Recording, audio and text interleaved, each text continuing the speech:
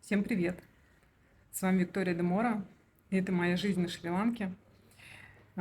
Сегодня хочу поделиться своими мыслями о том, ну, я в перерывах в свободное время смотрю фильмы, вообще поглощаю очень много информации. Те книги, которые я выкладываю на своем канале «Мысли со смыслом», я все также поглощаю. Вот. И еще смотрю фильмы.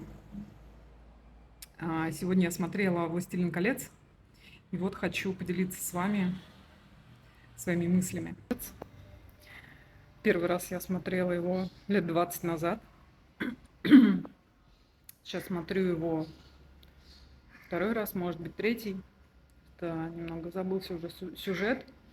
И вот, что хочу сказать. С первых же кадров, вот, прошло буквально, хотя уже 40 минут прошло, но они только вышли, да, путешествовать с этим кольцом. Хочется отметить такую вещь, что сам сюжет, да, показывает, что вот этому Фродо, да, который так легко включается во все события, да, но он бы не включился, если бы ему не сообщили информацию, не сообщили, да, что есть кольцо, что угрожает опасность. То есть все истории начинаются с того, что нам в мозг закидывают информацию. И по сути вообще информация поступает к нам в мозг каждый день. Но мы это не осознаем. Мы себя не отделяем, да, от информации, от жизни вообще не отделяем, потому что мы живем эту жизнь. И информация к нам попадает автоматическим образом. И эта информация является пищей для ума. То есть без информации наш мозг не будет функционировать. То есть ему нечего будет переваривать. Вот. И по сути, сейчас мы живем в век, когда информация, все перенасыщена информацией, да, и основная масса стрессов связана с тем, что наш мозг просто не справляется с таким большим потоком, с таким количеством информации, которая к нам попадает каждый день. Вот. И как избавить себя от лишнего стресса? Это просто абстрагировать себя, то есть ограничить поток информации, который к нам поступает каждый день. И да, сейчас это сделать очень тяжело, потому что мы привыкли все пользоваться телефонами, компьютерами, да, планшетами. Мы не можем провести минуты, наверное, обычной жизни, не поглощая информацию.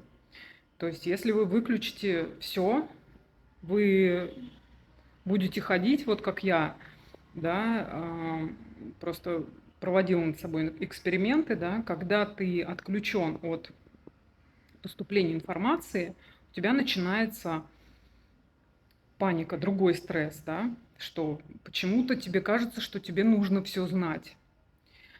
Но по сути это тот же самый страх, да, страх остаться в небытии, что ли, да, остаться без информации, что-то упустить. По сути, это животный страх на самом деле, да, и когда человек, он привыкает ко всему, просто нужно знать, да, для чего ты делаешь те или иные вещи, и когда ты начинаешь выбирать то, что тебе полезно и то, что тебе вредно, тебе приходится просто себя заставлять, да, те же самые полезные привычки. Для чего ты отключился, да, от внешнего мира?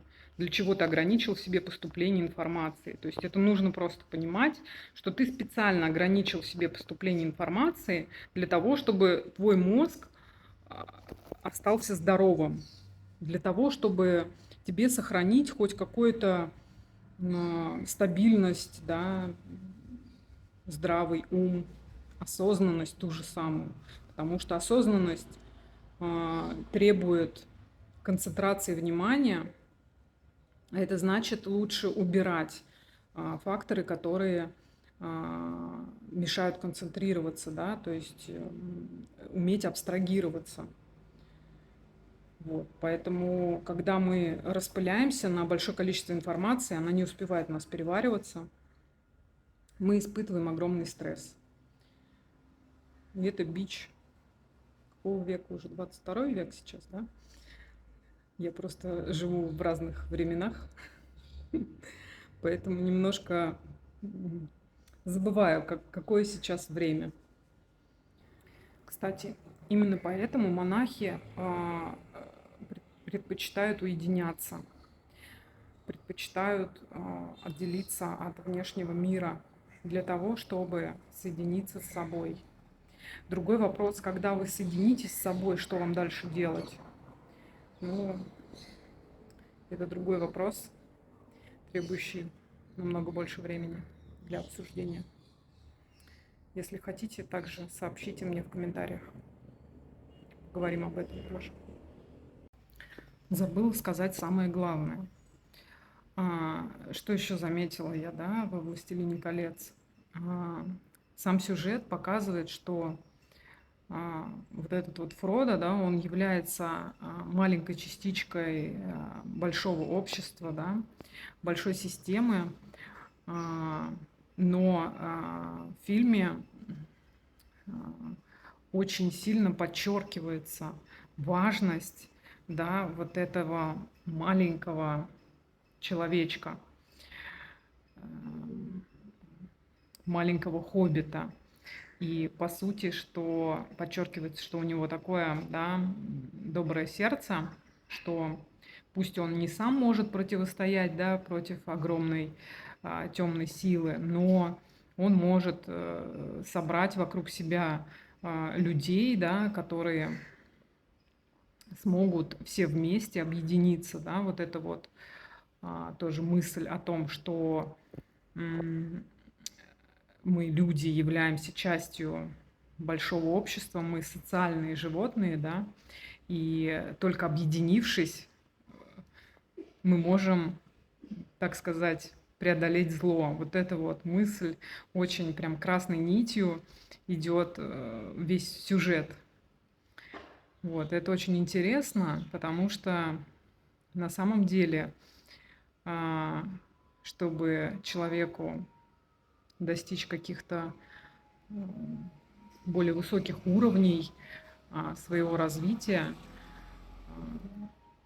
наоборот, нужно разъединиться, так сказать, отделиться от общества, уединиться и познавать себя.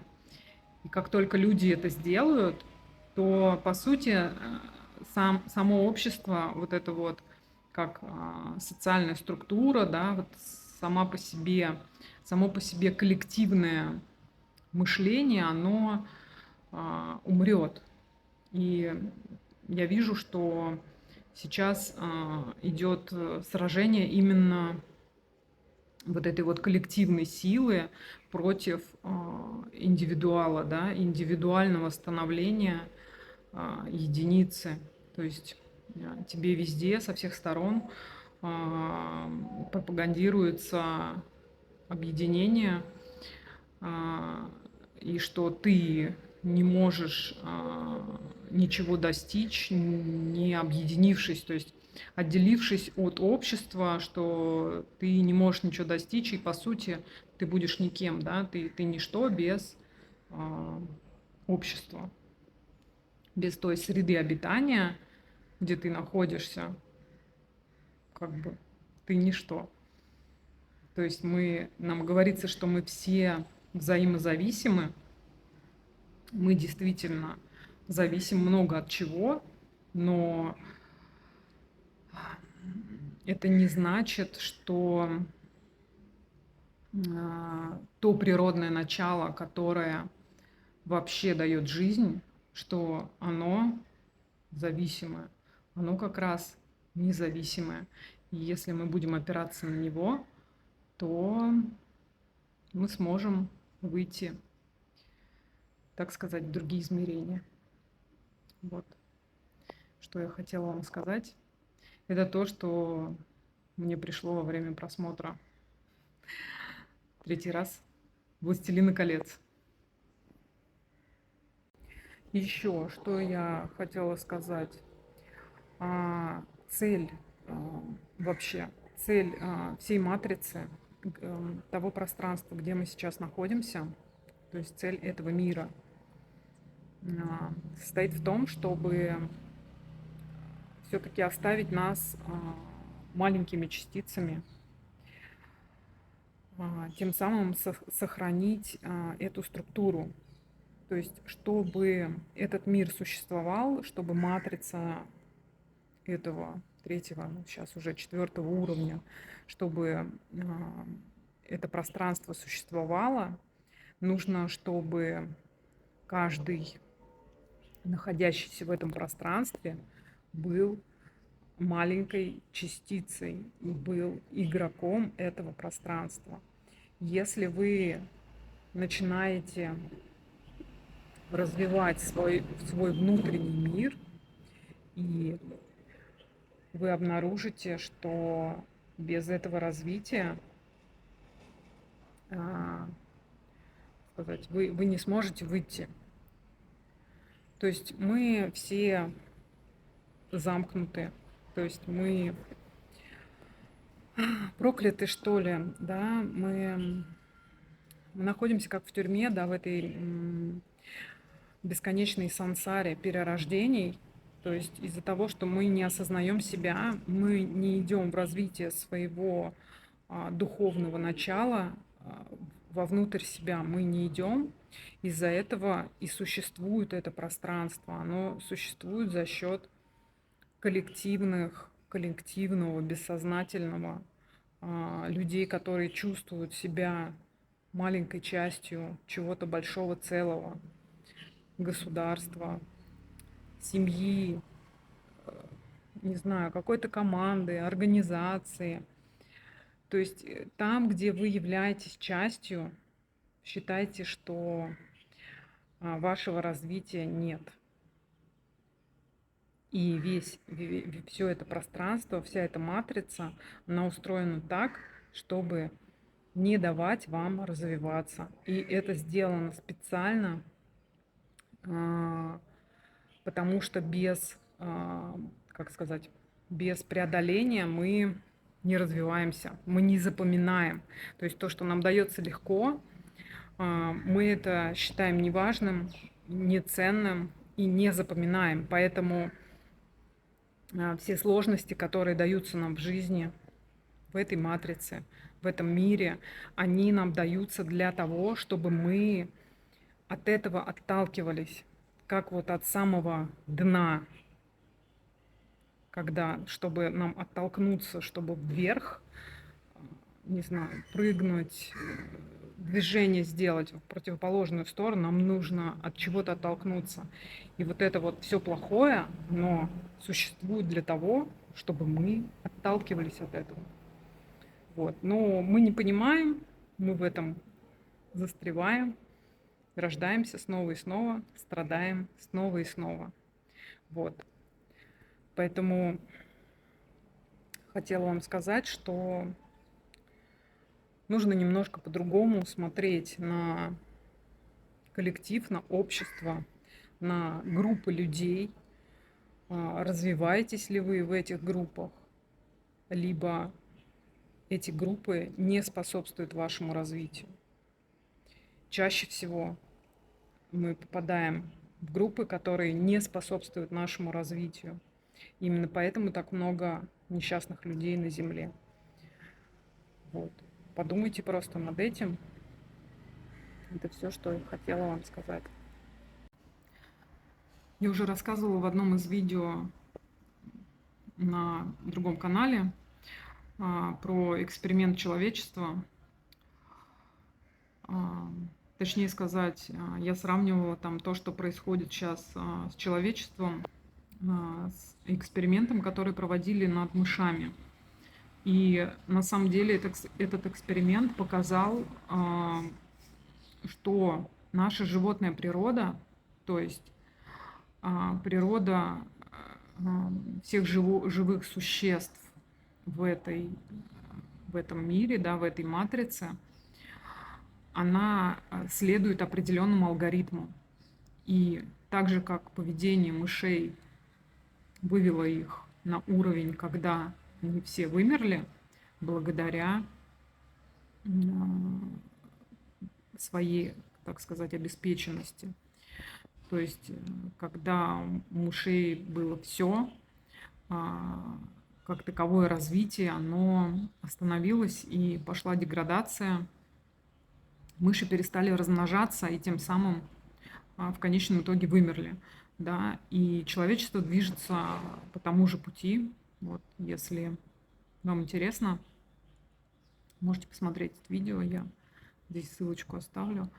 В нем подробно я рассказываю об этом. И, может быть, вам еще будут интересны такие темы. Напишите в комментариях. Запишу еще видео. Мне будет приятно почитать, пообщаться с вами. Так, суть того, что наша вся вообще животная природа, да, то есть всех живых существ, также запрограммирована.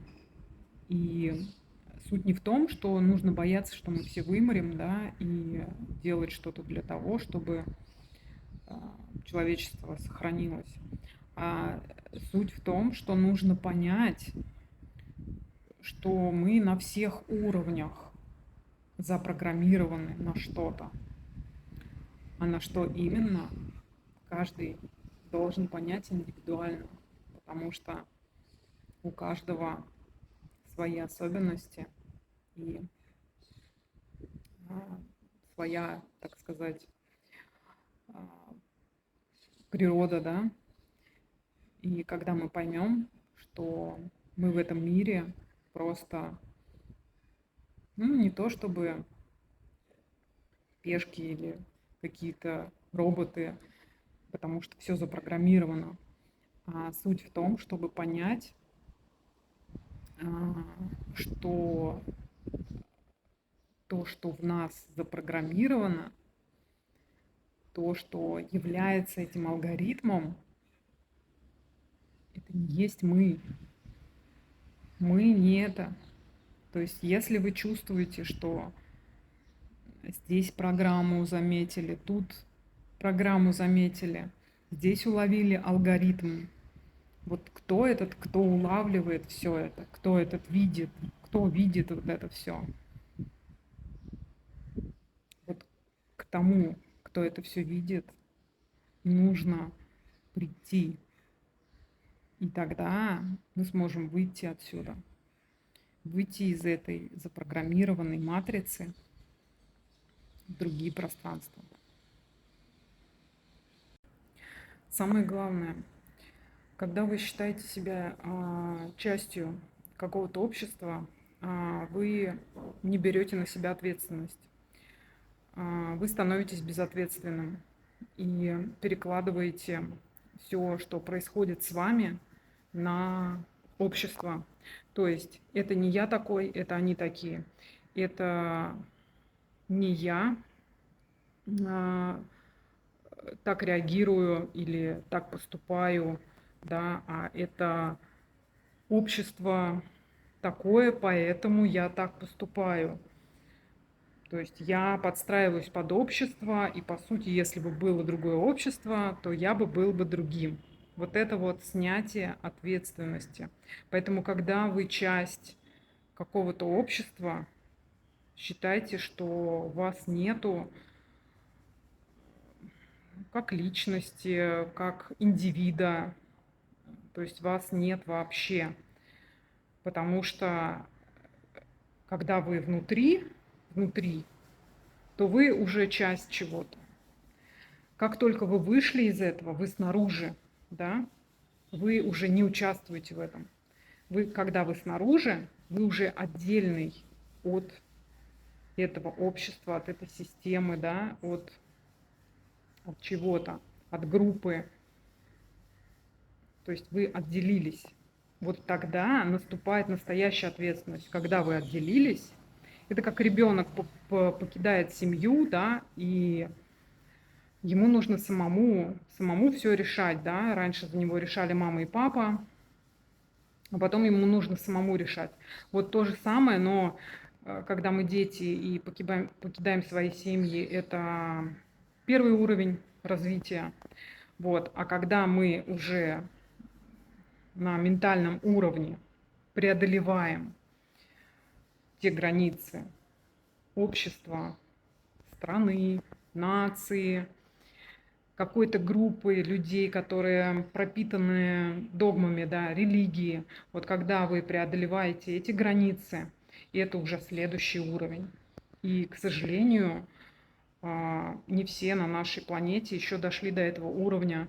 Именно из-за этого еще остаются войны и, так сказать, противостояния какие-то, да, потому что они поддерживают существование вот этих групп, систем, структур, то есть где люди являются частью, где нет ответственности.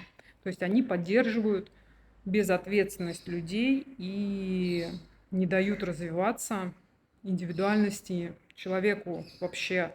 То есть как духовному существу такие группы не дают развиваться, и мы навсегда застреваем в сансаре, перерождаясь заново и заново, потому что привязываемся вот к этим структурам.